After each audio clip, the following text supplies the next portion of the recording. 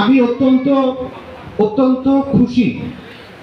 আমি গতকালকে আমি বাগাতিপাড়ার প্রায় 25টা মণ্ডপ আমি পর্যবেক্ষণ করেছি, পরিদর্শন করেছি। প্রত্যেকটা মণ্ডপে আমাদের স্বেচ্ছাসেবক বাহিনী আছে, যাতে করে কোনো ধরনের কোনো কুচক্রী মহল আপনাদের এত সুন্দর একটা আয়োজনকে, এত সুন্দর একটা অনুষ্ঠানকে নষ্ট করে না দিতে পারে।